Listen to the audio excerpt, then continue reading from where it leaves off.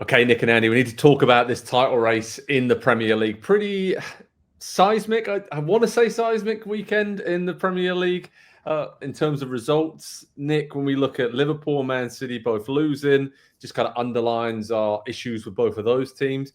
Then Arsenal winning big against Spurs, that was massive. And then Chelsea just kind of chugging along in the background. And guess what's coming up this weekend? Arsenal go to Chelsea. So this is a good time to talk about the title race and figure out who's actually in it. So is it too early to say this is a 2-horse race? Do you think it's maybe like a 2.5-horse race in terms of some of the teams in there? What do you think, mate? I mean, I think it's at least 3. It's at least 3. And there's part of me that thinks if it is a 2-horse race, and you guys know I've been tooting this horn for a while, so you're not going to be surprised to say it.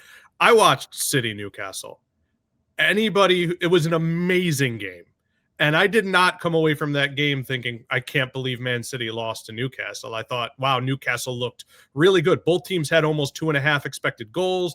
The shots were there. Rodri didn't play. I mean, that's obviously a big, but I think Arsenal, City, disavowing Chelsea would be a mistake. And I just think a number of teams could still make a charge because no one's really seized it. And even Arsenal, look, 9 wins, 2 draws, 1 loss is a good record.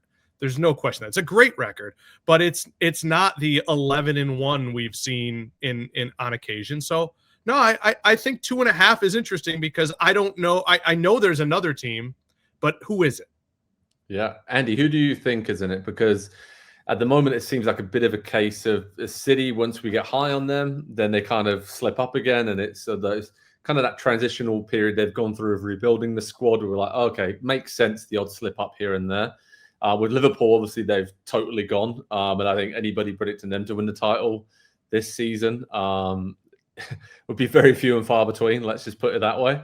But is this sort of a case of Arsenal potentially now running away with it, like Liverpool did last season? Or do we see City and Chelsea and maybe others holding on to their coattails a little better? I don't know. This Arsenal team, it feels like there's a ruthlessness to the way that they play and a willingness to play an ugly game or just do whatever's required at any moment to get a win that they've missed really badly over the years. And when they had that really down period, I think you could look at them and say, that's a soft team. You can beat them mentally and they'll just fall apart and they'll crumble. And now they seem to be the ones doing that to other teams. And that was the final piece of the puzzle in these last couple of years that it felt like was missing when they were probably just as talented as Liverpool. They were probably just as talented as City in those years, still maybe a little bit on the rise as a young team, but they didn't have that hard mentality to get them through the tough moments. And it feels like they have that now. And so I just, the way the season has started and what's still to come, I don't know where it kind of falls apart for them at this point. And trust me, I've tried to find it. I've been going in circles, chasing my tail like a cat dog. But yeah, they're a very, very solid, complete team. The depth is there, the talent is there. It's just every box is ticked on that list for what you need to be. I don't think just a champion in the Premier League, but a fairly dominant one. Yeah. Nick, when we look at sort of Chelsea, I want to focus on them. How seriously should we take them? Because I wrote something about this on our website over the weekend, and they're 6 points behind Arsenal ahead of hosting them this weekend, and they've played most of this season without their star player in Cole Palmer, and there's been injuries, red cards along the way, a couple of stumbles, and they're still an extremely young team dealing with the Champions League. And I think what I like most about Chelsea is that that kind of clear playing style from what we saw last season, almost to a fault, has disappeared slightly. And they've kind of found different ways to win games and different ways to play and can hit teams on the counter, can be a bit more patient, have improved a bit defensively. So it looks to me like they're progressing almost like Arsenal did a couple of years ago to get themselves into title race. I still think it might be a step too far for them this season, but if I look at all the teams challenging Arsenal, it feels like Chelsea are the closest. Is that crazy to say? I wish I knew if the noise was getting to the room at all. I wish I knew how the room felt about rotation. And the reason I say that is because I think the rotation has actually been quite smart. He has this huge team. and as long as they win, no one can complain. Caicedo didn't play at all at the weekend, right? The idea that a Neto could take a day off, although he uses him all the time, so perhaps that's a bad example. James, Gusto, Cucurella, these fullbacks who could be playing 90 minutes on any other team and have bought into this. James came off at halftime at the weekend, and there were no complaints. So I want to know, is the team okay with it? Because in theory, it's brilliant. Yeah, I wonder if we're going to see a lot more of this going forward, if this is potentially going to be the new kind of, strategic plan, because we talk about there's too many games and especially in a World Cup year with it coming up, like how is this not smart policy by Maresca to manage the team like this and to keep players fresh and fit so that when they do play, they can be at their best. And they're not wearing down and the entire team's not breaking down. They got one of the shorter injury lists at the moment right now, and that typically doesn't happen at Chelsea. So I wonder if other teams might see this and see it as a way to protect the players a little bit and get the most out of them too.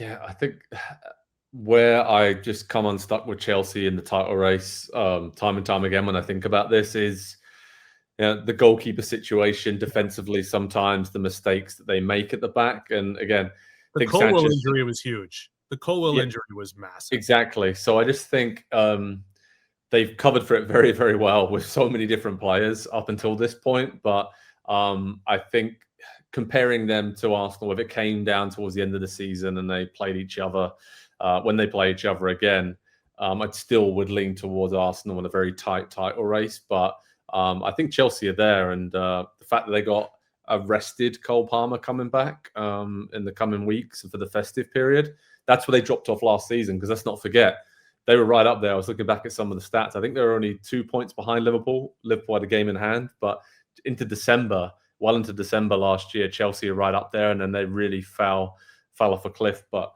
I think they'll stick around for most of the season. Nick, anybody else? Do we see I want to bring the question back to you guys, because I mention this all the time.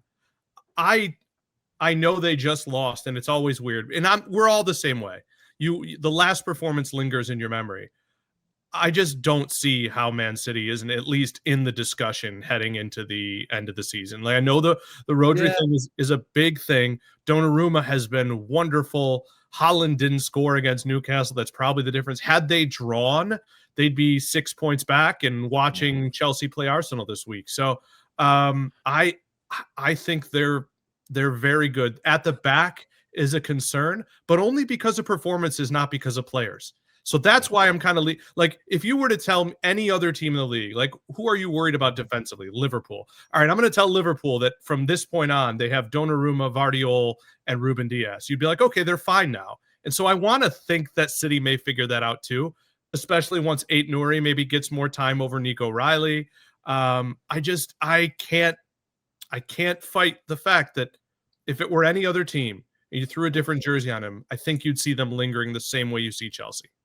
Okay, so we think City and Chelsea are going to be right there. How is Liverpool not, by the way? How? Look at the roster.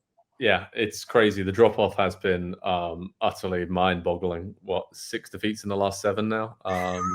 So, yeah, nobody saw that coming. Also, I'm just going to chuck it out there. Maybe this is the season that Aston Villa, Crystal Palace, Brighton don't have Europe. They're right up there. I'm just saying they're not too far away, some of these teams, and I'm not saying they're going to win the title, but I feel like this is the kind of season we've seen so far of it being so tight that, like Forest last season, maybe those teams will be up there in and around the top 3 or 4 for quite a while this season, and that's very exciting for me to think about from here on out. So head over to Pro Soccer Talk on NBCSports.com for more debate, analysis about Chelsea really in the title race. Is this Arsenal's to lose now? Are Man City still in it?